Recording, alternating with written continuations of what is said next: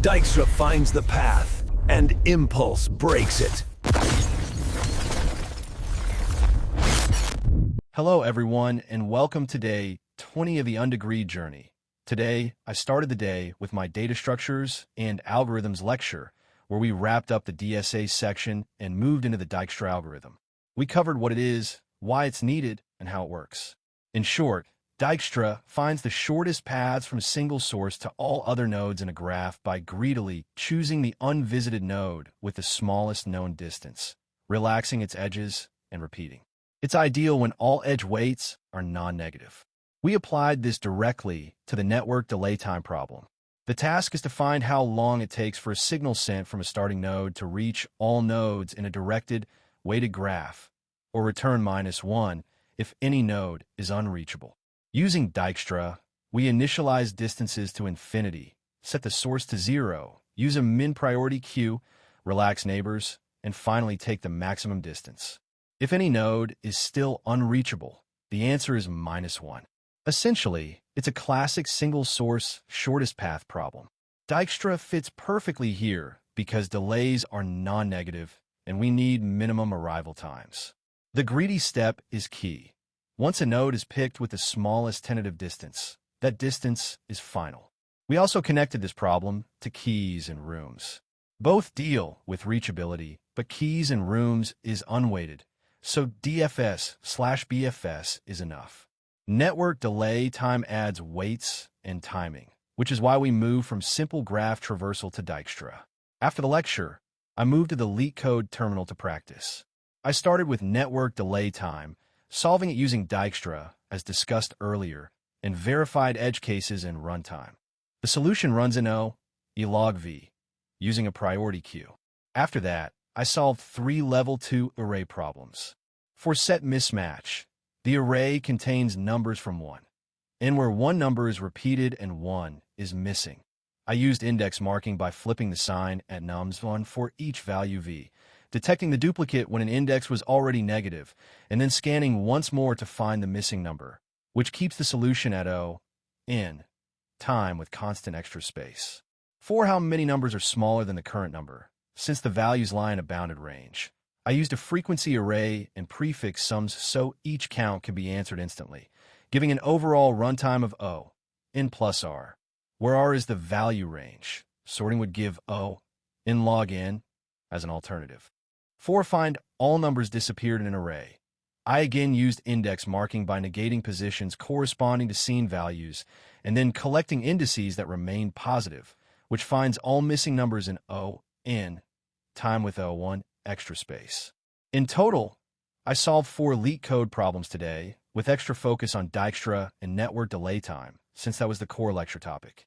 Next up was my daily language practice, and today it was German. I extended my streak today 347, which felt genuinely rewarding, and I raised my German score to 14, giving me a strong morale boost.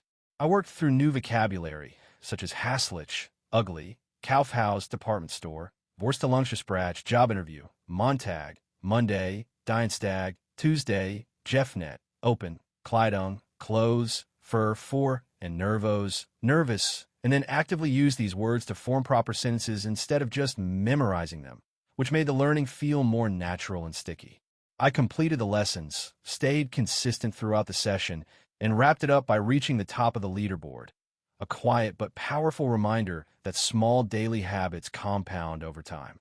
Then it was time for the gym, leg day followed by triceps. For legs, I did 2 focus sets each of leg extensions, hamstring curls, and calf raises, really emphasizing control and contraction. For triceps, I moved through pushdowns, overhead triceps extensions, and kickbacks, finishing the workout with a satisfying tricep pump and legs that were properly shaken. Overall, a disciplined, effective session that closed the day strong. After the gym, I switched into machine learning, and this session clearly showed how much data quality matters.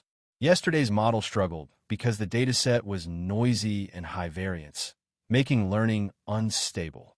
Today, I intentionally moved to a cleaner dataset, ice cream sales versus temperature, and the improvement was immediate.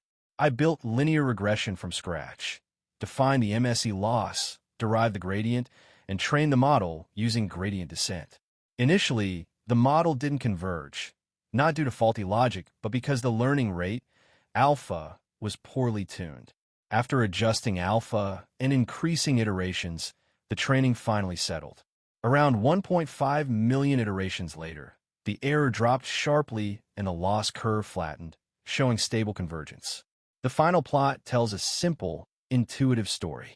As temperature rises, ice cream sales increase, peaking roughly between the mid-60s and mid-80s Fahrenheit, with the densest region around 70 to 80 degrees Fahrenheit.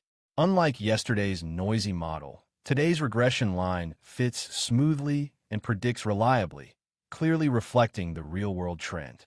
The takeaway was clear: models don't fail as often as data does. The same algorithm that struggled yesterday performed cleanly today, not because the code changed, but because the data did. Clean data turns learning from guesswork into insight. Next was my daily reading session, and I continued with Einstein, His Life and Universe by Walter Isaacson. Today's passage revealed a lesser-seen side of Einstein. Despite having already shaken the foundations of physics, he struggled to secure stable, well-paid work. Opportunities were often shut off by open anti-Semitism. Some institutions rejected him outright simply because he was Jewish. Yet those difficult years didn't slow his mind. He worked obsessively, sometimes drafting papers with his child in one arm, completely absorbed in thought while chaos unfolded around him. He formed close bonds with students who were fascinated by his almost supernatural focus, and over time his teaching sharpened. Eventually, students even petitioned for him to stay, praising not just his brilliance, but how engaging he had become in the classroom. That combination of raw genius, quiet resilience, and persistence through rejection made the reading especially powerful. Then I moved into the trading session, settling into my usual New York routine.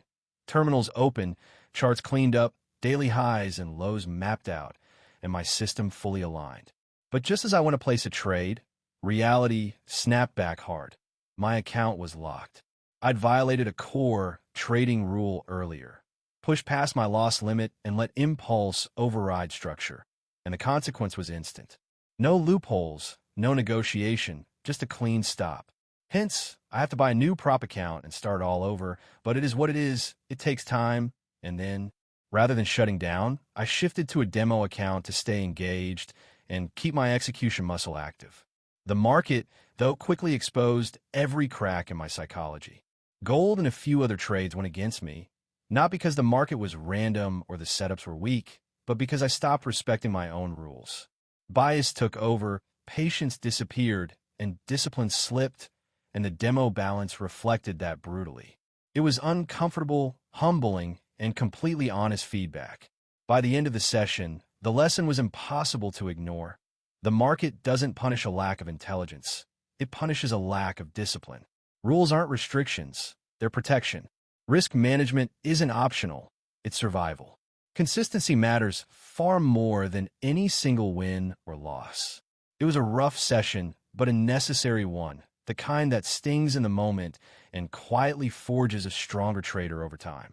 Finally, I closed the day with my quant prep, finishing the chapter on proofs.